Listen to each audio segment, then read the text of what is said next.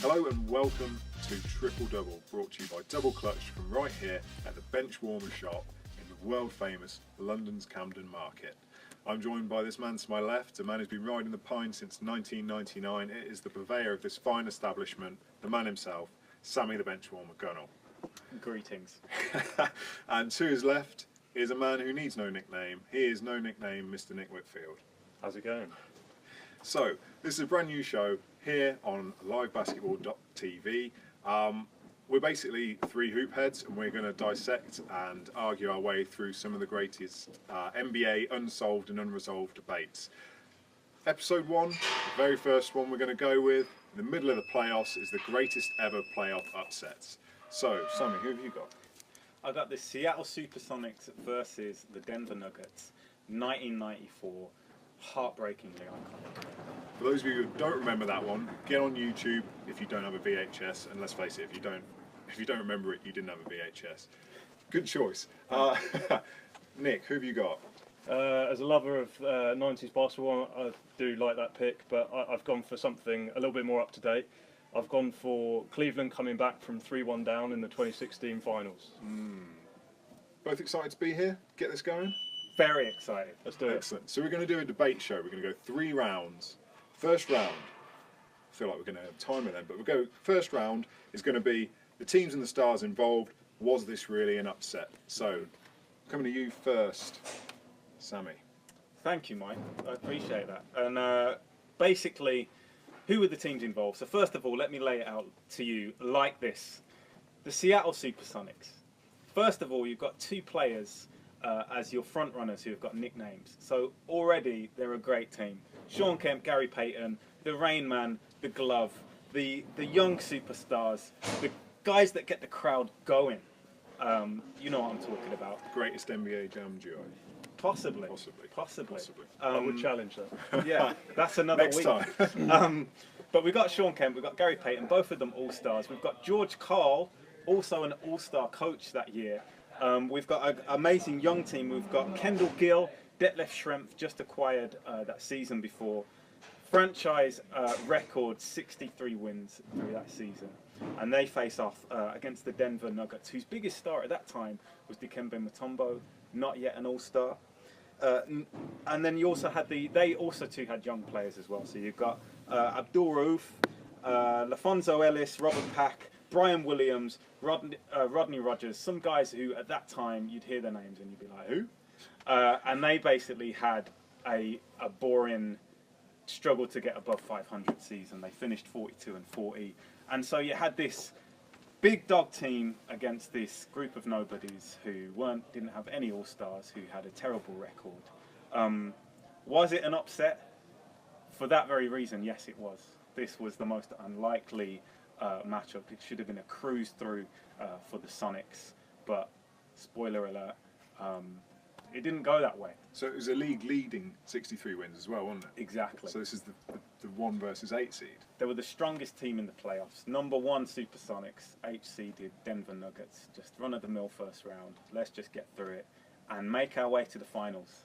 Didn't happen that way. Should have won it that year. Should have won it that year. Should have won it that year. Should That's a pretty big have won upset. it. It's a massive upset, definitely. Okay, so Nick, we don't have to quite go as far back for you, but let's hear.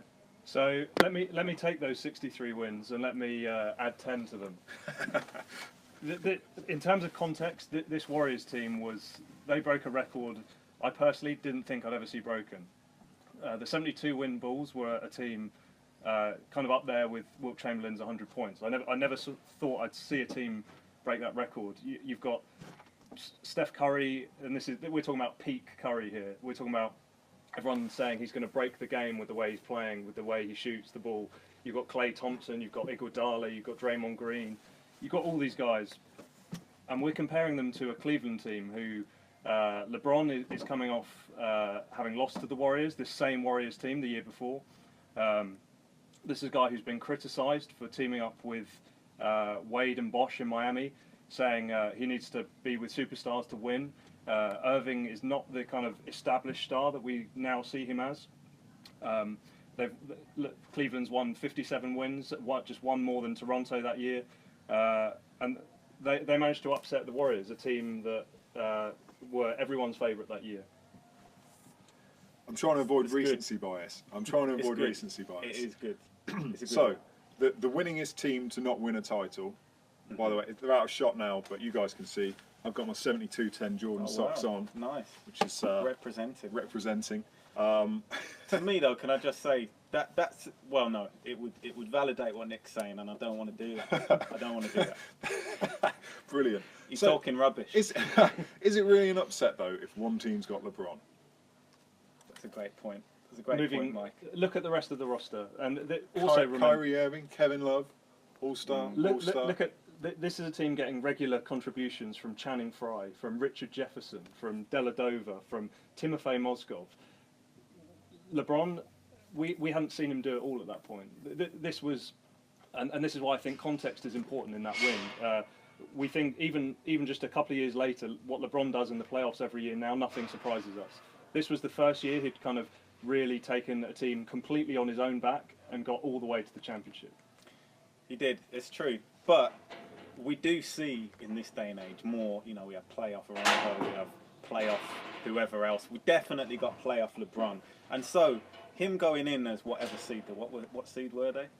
The Cavs. The one in. No, hang on. Good They won question. the East. Won the East. I know they won. Yeah, so they but- were top of the East. So they were Yeah. number one in the East. So really, can you call a number one seed going against the number one seed an upset? This is also where I come back to context. So this is a team who's changed coach midway through the season for Ty Lue, a completely unproven coach at this point as well. So this team had, maybe it's the start of Coach LeBron, but it didn't have a lot going for it going into those playoffs. It was GM LeBron as well in January, wasn't it? He pulled some trades off. If I recall. Yeah, Channing Frye joined then, which kind of solidified that kind of 5-out lineup. Okay, so let's just drill down very quickly on Sammy's a bit more then. So Denver, Yeah. 8th seed, Yeah, top scorer LaFonso Ellis, basically. who Who you is ever he? heard of? But Who okay, is he? and Kemi Mutombo, the best player, averaged 12, 12 and 6 blocks. Something like that. I 6 mean, blocks. you know, Mike's got 6 all the stats. All you need to know is no All Stars, 8th seed, Denver, poor market. Who even cares about Denver at that But time? they did go on to then get beaten up in the next round by the Jazz. It was They a pushed closer them to 7 series. games. They pushed them to 7 games. So you know, they got a bit of momentum from that. They went much further than everyone thought they would. Okay, so I get to make the decision as to who wins this round, and I like both points were very, very well made. Both arguments. I'm afraid I don't know if it's recency bias or what. The winningest team, 73 wins. It's just incredible. That team should have waltzed their way through. They waltzed their way to the final. It's the first time a team had come back from 3-1 down. It's got to be Nick. Round 1 to Nick. Fair play. Fair play. Nick. I'm sorry, man. It was a great argument. Are you sorry? I don't think. No, I'm not sorry at all, actually. I think that's right. Okay, so we'll take a quick break to give these guys a chance to cool off and get ready for round 2. We'll catch you in a minute.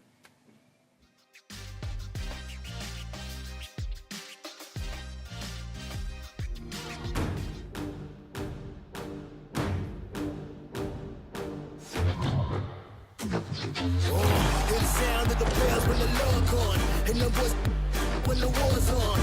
Thirsty when the dogs put their paws on. You gon' tell them that they go with little bit of clothes on. Put them on the battlefield, really ignorant, tryna miss what I said. Commands, put a purse on them, get them wild.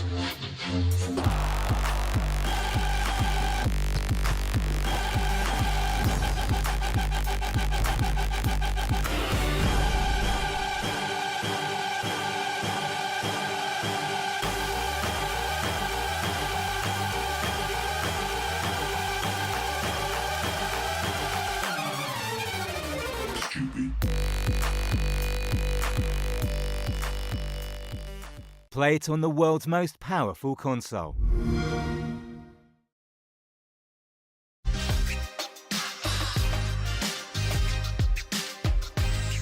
Welcome back to the Triple Double, and we're ready for round 2.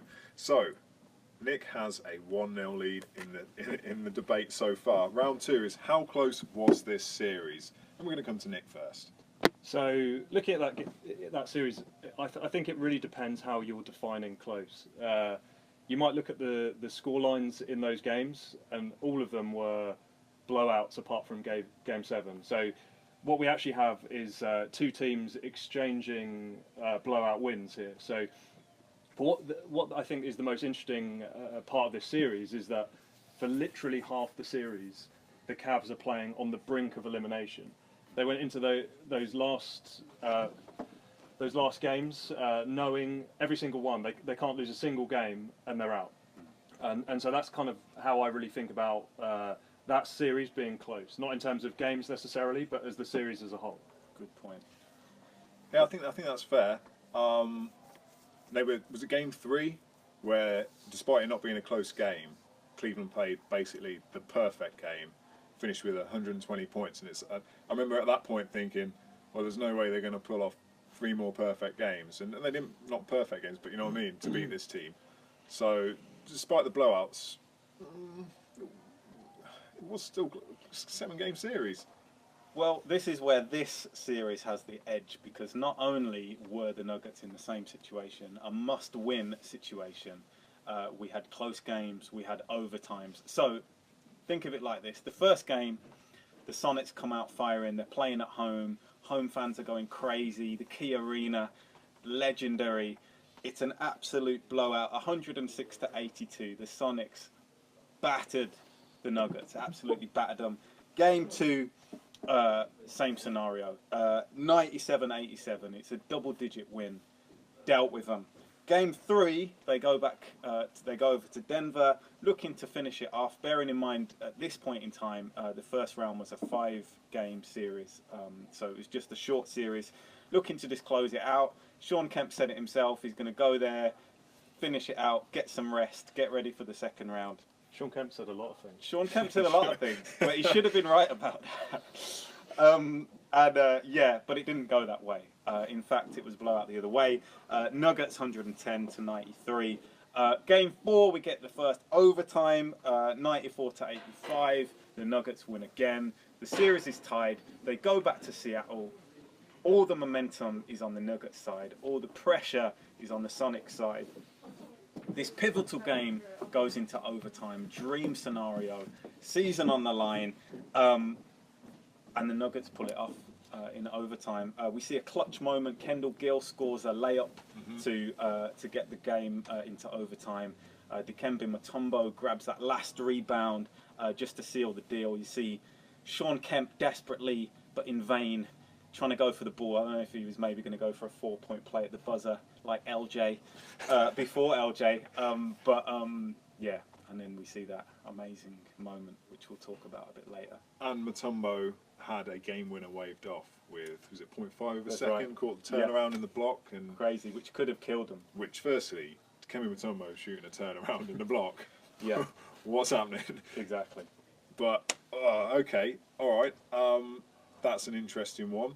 So it's a 5-game series. So it's the pressure's on from the start. There's less room for error. Yeah. We've got 2 overtime games. You've also got unlikely players coming through. So if you look at the I was end going of to it, say you need to convince me. I'm not convinced yet. Dikembe Mutombo, he wasn't known as the defensive juggernaut that he turned out to be. Despite averaging 6 blocks a game. Yes, but we didn't know him as that fully. Right. He wasn't the reigning defensive player of the year. But in that series, he established it. He established It was the coming out party. Yeah, that's right. I'm glad you're on board with this argument, Mike. This also is going to be like a comeback. Anyway. Robert Pack, who was nobody at that point, he had 23 points in that last game, 10 of which came in the fourth quarter. Unlikely guy, short guy, relatively speaking, dunking on guys' faces. It was outrageous. LaFonso Ellis, 19 points. Brian Williams, 17 points, 19 rebounds in that last game. So all of these guys who, no one had heard of, no one really thought they were going to do anything, were bringing it and pulling it out of the bag. Also, the coach, Dan Eisel, I can never say his name properly, Dan Eisel, he just did a great job at putting zero pressure on his team. He even said in a press conference, look, we're looking to get some playoff experience. It's a young team, we're just here for the experience. All of his players could just sit back and relax. Going into that game 5, the whole of the Sonics they would have had like butterflies in their stomach. They would have been sweating. I think George Karl himself said, his stomach was just churning like it was like rocks in his stomach. Nuggets just went in there casual into the Sonics home arena, no pressure on them, and just closed it out. But is that part of the reason why then, do you think, that the fact that there wasn't the pressure on them made it easier? Whereas because I was conscious that we've gone a lot on the Nuggets. We look back at the Warriors series. The pressure's on both teams. This is the ultimate game. This is Game 7 of an NBA Finals. Whose side are you on, Mike? I'm playing both sides. It's a debate. You're a I'm Cavs fan, orchestrating. aren't you? You're a Knicks fan. This is I ridiculous. am a Knicks fan, yeah. Yeah. No, you're right. But there's nothing better than the team who are supposed to win, who are supposed to pull it out. We know Americans as well. They love an underdog, and you got everything in that series. You got the pressure on the team that are meant to pull it off. You got the underdogs who are the no-namers Like coming the up. Cavs. Well, they're a number 1 seed. So this is the 8th seed coming in. Bad season record. Only just made the playoffs. I just made that last part up. They might have it. No, Just In 42 and 40. 42 and 40. In It's not terms a of great pressure, record. I don't think it gets any bigger than. I think there's 2 sides in the series I'm talking about. There's the Warriors having won 73 games. They have internal pressure and an external pressure. Everyone's expecting them to win. But on the other side, you have LeBron James, who is the only guy I think we've seen with a credible argument of being the GOAT since MJ, and he's Another gone episode. to play for his hometown team, and That's true. what he's trying to live up to every season now, and since then, I don't think the pressure gets bigger than that. I think it does, because the thing with LeBron is he already had that backup championship. Fair enough, it was with the Heat, and it's been said, a championship in Cleveland is probably worth, 5 championships or a few championships in Miami, which is probably true. But when you look at the Sonics and you look at Denver, this was more wide open than it had been in years. You had Michael Jordan was making everything a dead certainty. I looked at a season preview for 93-94 before MJ had announced his retirement, and all the predictions were basically saying Michael Jordan season MVP, Bulls winning the championship, they've got the best record. Because he retired, went to play baseball, it changed everything. That should have been the year that the Sonics won it. It should have been that year. It was almost like the playoffs is this year in 2018. It's a bit more wide open. It's a bit more unpredictable than it has been in years gone by. So that alone put pressure on people, because it could have been there. Jordan was not waiting for them in the finals. If Seattle go through, it would they have faced, I don't know, the Knicks. They could have won it. They would have won it. Okay, so we've heard both sides. We've heard a lot from Sammy, and I don't know Too whether much. it's because you've worn me down or what. Yeah. But no. I think in terms of an upset, an 8th seed beating the team that should be winning the title, that's You said pretty it, Mike. huge. You said it. Without an all-star, Yeah. that is the epitome of what an upset is. So round 2 goes to Sammy. That's a 1-1 tie. You're hanging in there. Thanks, mate. This makes for great viewing. Join us in part 3, where we'll determine which is the greatest upset of all time in the playoffs. We'll see you after the break.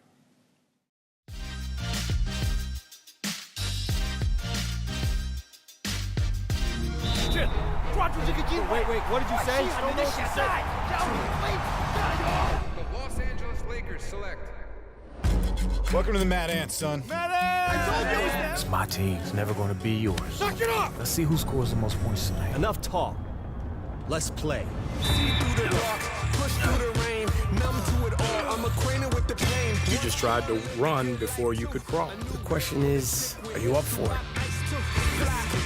You can't learn it, it's just in there, piece of the soul. I can make this set fire to social media. Hey, Marcy, you got to read on my lunch? Classic 2K. We're all here to have fun. I'm having a great time. That is the difference between a player and a legend. I know he's going to help you, but you're in my way. What's your name? So hot, let's build this thing. Let's live out our dreams. Let's spread our wings to kiss the sky. Play it on the world's most powerful console.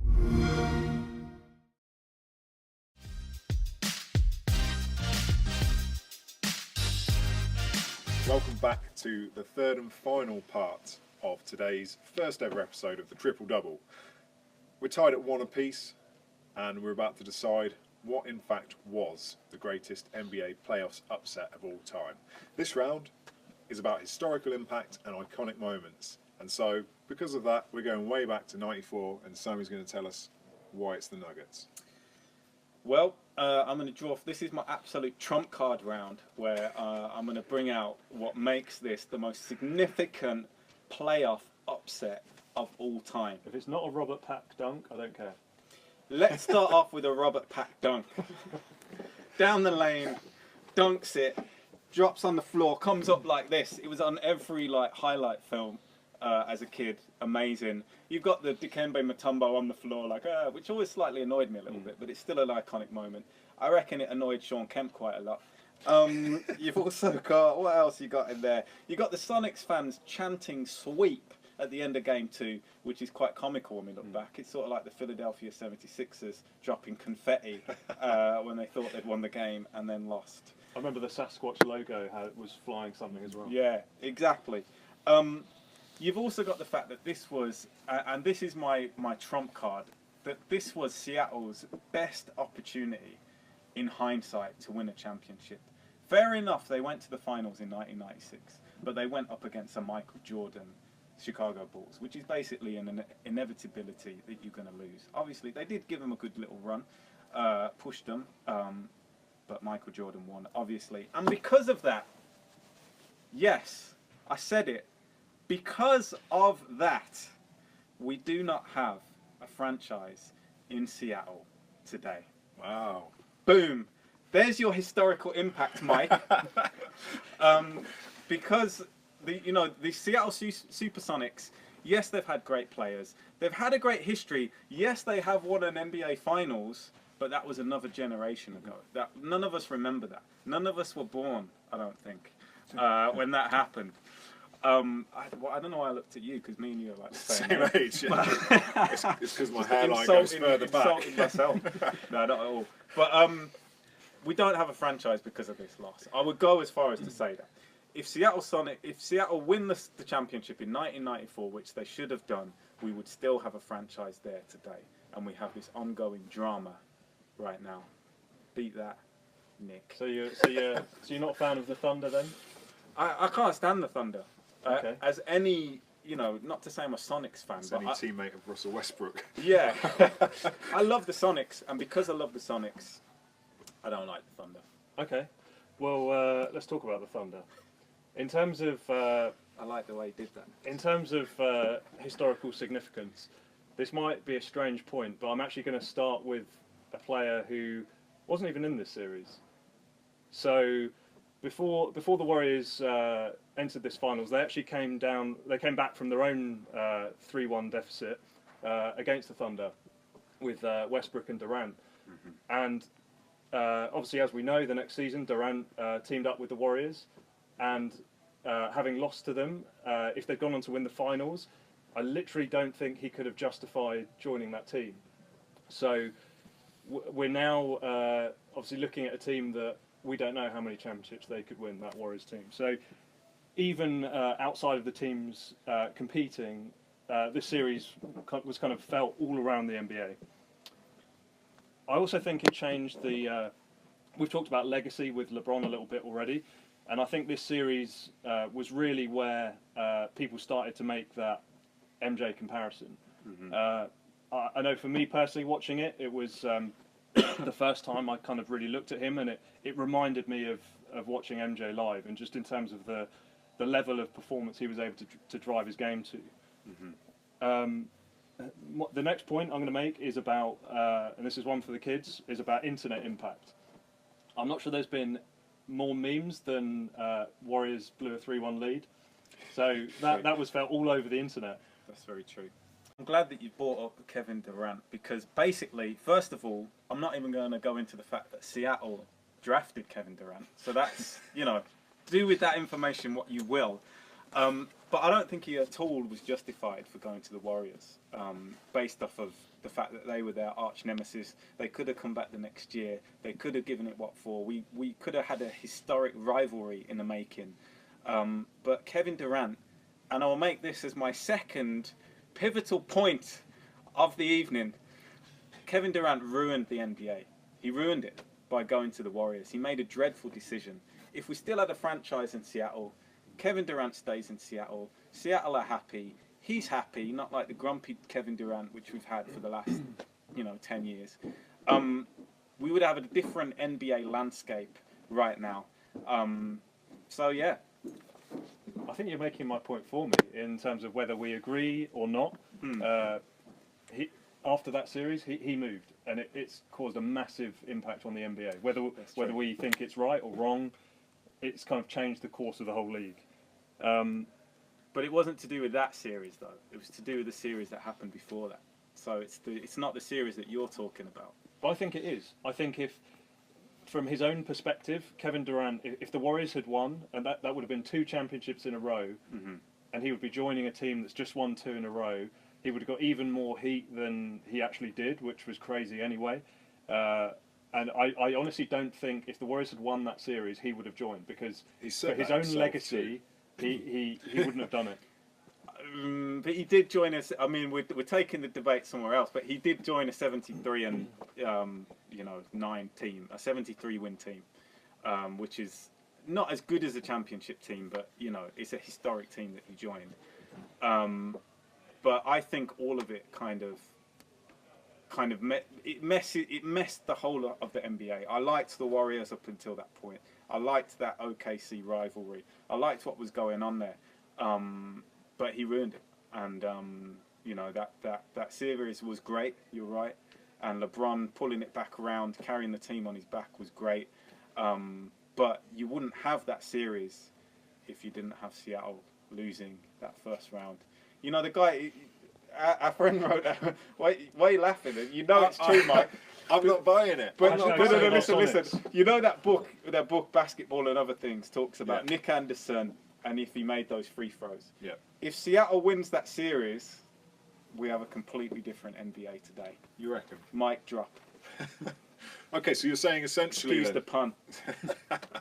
You're saying essentially then that Seattle lost the series, despite the fact that they then carried on for another, I want to say 11, 12 years in the city, despite the fact they went to a finals 2 years later, despite the fact they then had a very good team with Rashard Lewis and, of course, Jesus Shuttlesworth himself, Ray Allen. It did. But you're still saying it comes back to this. It comes back to that because they had the chance to win in a Jordan-less NBA. Which automatically is an asterisk on their win. Because that's bad. But they could have won the title because Jordan wasn't there. And we're arguing essentially then that whether rightly or wrongly, whether the move to go for KD to go to the Warriors was good or bad, whatever it doesn't matter. The ripple effect was huge. So that upset changed the landscape of the NBA. It did, but it also meant that Seattle doesn't have a franchise currently. I hope that they will in the next few years. I hope that they will too. But to me, that is what is pivotal. Like, if you trace it back down the line, Seattle, and I've already said this, but I'm going to say it again. If Seattle had won a championship in the 90s, maybe even 2, they would have still had a franchise today. And the fact that they don't have a franchise affects Kevin Durant. It affects, obviously, OKC. It affects the NBA as we see it today. The NBA is a different place if Seattle has a franchise. They don't, because they got beat by the Denver Nuggets in round 1 in 1994. Any closing remarks? I've just made it. Well, bringing it back to my series, back to a player who was actually in this series. Kevin Love was in trade rumors that whole year. Winning that championship meant he stayed in Cleveland. Is obviously still there. Had they not won, I feel like he probably would have been on the trade block. Maybe we would be seeing him play somewhere else right now. Maybe we'd see kind of a return to Minnesota Kevin Love, which I think everyone would like to see. And what I'm going to end on is we're talking about iconic moments, and I think the Warriors-Cavs series was kind of one of the most iconic of all time in terms of trademark moments. So starting in Game 4, we have the ejection of Draymond Green for the first of a line of controversial altercations, I'll call them. He obviously gets banned, which impacts the series. Game 5, LeBron and Kyrie realise they actually have a chance, and it's the first time ever in the NBA Finals that two players on the same team have scored 40 points. True. Game 6, we have the first ejection of Steph Curry's career. Game 7, we have the insane ending to the game. We have the block, as it's become known by LeBron on Iguodala. We have the D from Kevin Love on Steph Curry stepping up, playing his defense, and we have the 3 from Irving, the absolute dagger. And for me, that series of events is, in my mind, is one of the most iconic series of events in playoff history. You've made a good point there, Nick. However, my point has already been made, and it's been made clear. The NBA is what it is today because of that game, because of that series loss. Okay, so you've heard from both guys now, and it's my decision as to who wins Make the right choice, Mike. the coveted triple-double crown. We'll be awarding this each week to the person who puts together the winningest argument. I like the word winningest, it's proper NBA. And you both fought valiantly, one of you perhaps more valiantly than the other. I don't buy the Seattle bit. I think if they win that title, they get an asterisk next to it like Houston. And then, are they still there now? Because would they have made it in '96? Rockets fans find Mike on Twitter. Yeah, at me. Don't at me. No, at me. I like to be Great atted. team. They won it back to back as well. So They did win it back to back. Another impressive Clutch playoff City. upset. Clutch City. Big shot, Bob. But you said it yourself. Without MJ, it wouldn't have happened. It was a foregone conclusion. I don't know whether it's recency bias. I honestly don't. I kind of feel that part of this is because it's so fresh in my memory. Game 7, NBA Finals. Yeah. There can only be one winner. You're just a hater. And it's Just take it. Just Nick. take it. Feels good. It feels good. I'm angry. I know.